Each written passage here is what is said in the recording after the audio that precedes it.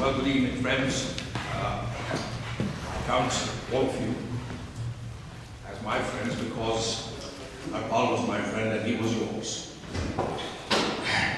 When I heard the news of Harpal's death, it was a little surprising because we had talked about it rarely, and he had always said to me, "It is not on my schedule. I have too many things to do."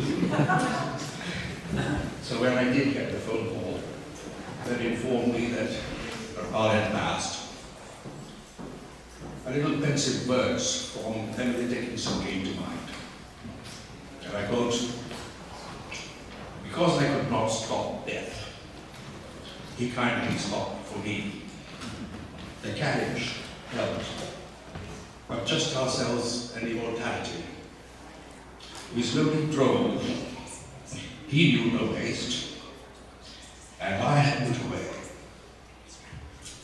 any neighbor and my leisure too for his civility.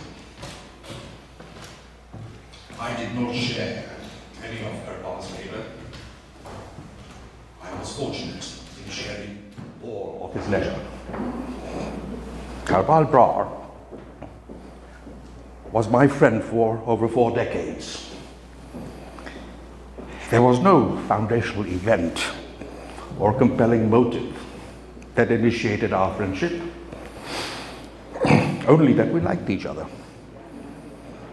In his company, I could enjoy freedoms of thought and expression without any filter, any norm, or any social propriety.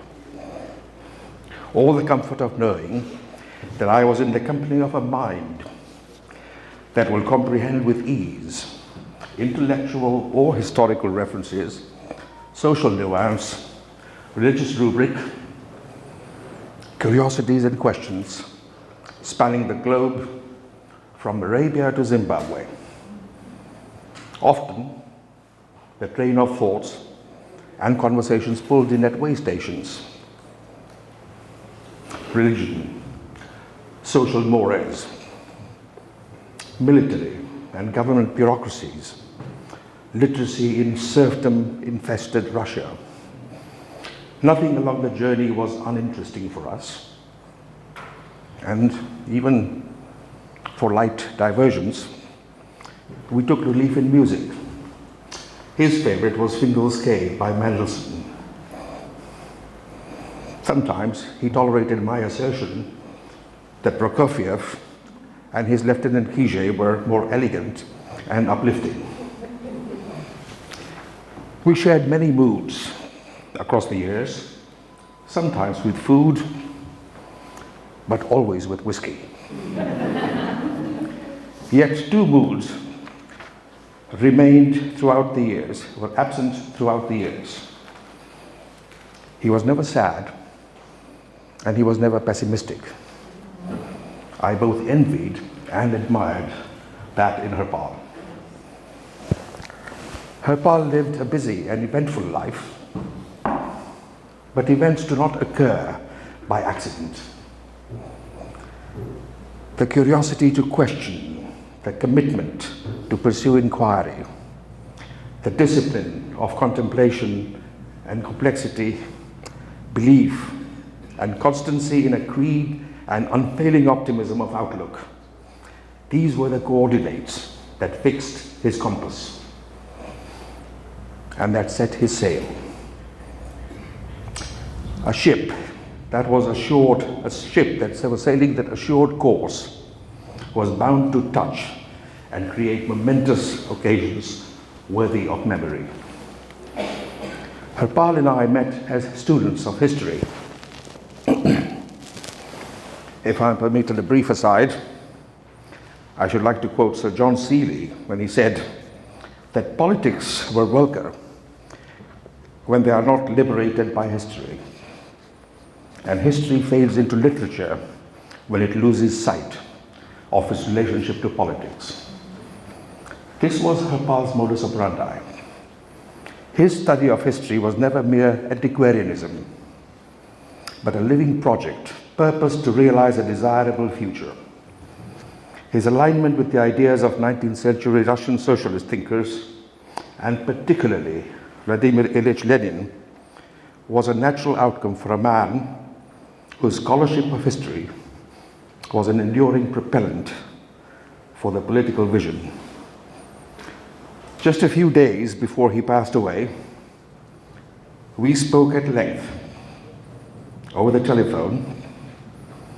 I interrupted his reading of Plekhanov, and I was keen to find out from him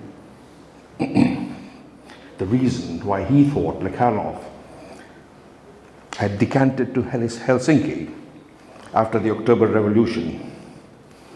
Even in ill health, Harpal could not abandon historical inquiry. So, how would I characterize Harpal as a historian? Here I have borrowed from that doyen of 19th century English historians, Lord Acton, and I quote, "A man of ordinary proportion or inferior metal knows not how to think out the rounded circle of his thought, how to divest his memory of its surroundings and to rise above the pressure of time and race and circumstance, to choose the star that guides his course, to correct and test and assay the convictions by the light within, and with a resolute courage and a conscience, find the ideal courage to remodel and reconstitute the character that life and birth and education gave him." You know, when I quote that, I have a little smile that says, how did Lord Acton possibly anticipate Harpal Brar? For many years, I nursed a fantasy that in old age, dispensed of our worldly cares and life's commitments, Harpal and I would spend more time as flaneurs about the London streets, walking aimlessly and talking incessantly. That fantasy was not to be. I could not imagine a time that age and bad health would dilute both our lives. Early last year, when Harpal was already struggling with mobility, I made an attempt to get him to Spain, where my house is located, not a million miles away from his. He complained that he was in a wheelchair.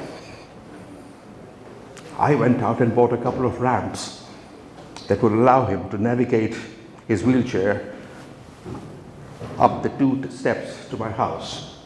And I sent him a photograph. I said, now that I have installed these ramps, you have no excuse not to come to Spain. And to emphasize the point, I said I spent good money on it. Without missing a beat, he turned out and said, well, you being a Gujarati, you will probably invoice me for it. I did not, but this was typical banter. No conversation with Harpal was devoid of laughter. For all his seriousness, Harpal knew how to tell a good joke, and he could hold fort with a good story. He carried his knowledge with a light touch and always with good grace. Years ago, when we were both younger, I was in the habit of sending him copies of some little mischievous feuilletons that I used to pen. It was, now I think of it, a subliminal wish, or perhaps an unconscious audition, that Harpal might invite me to write a speech for him. Of course, he never did. When was Harpal ever short of words?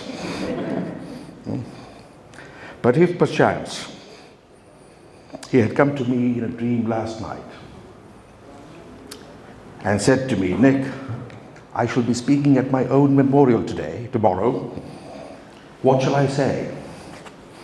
I would have shamelessly plagiarized Pablo Neruda, the Marxist poet, and given him this poem to read. And I must ask you, all having heard Harpal, you must try and imagine this in his voice. How ill at ease sometimes I feel you are with me, victor amongst men, because you do not know that with me were victorious thousands of faces that you cannot see, thousands of feet and hearts that marched with me, that I am not, I do not exist, that I am only the front of those who go with me, that I am stronger because I bear in me, not in my little life, but all the lives, and I walk steadily forward because I have 1,000 eyes, and I strike with the weight of a rock because I have 1,000 hands. And my voice is heard on the shores of all the lands, because it is the voice of all, those who did not speak, of those who did not sing, and those who sing today with the mouth that kisses you. Harpal, my dear friend, I drink my whiskey alone these days, without you. It is no longer able to lift the spirit, but perhaps it will soothe the pain that I feel for your loss. And in ending, I would just say, Harpal, death is a poor excuse to stop a conversation. Thank you all.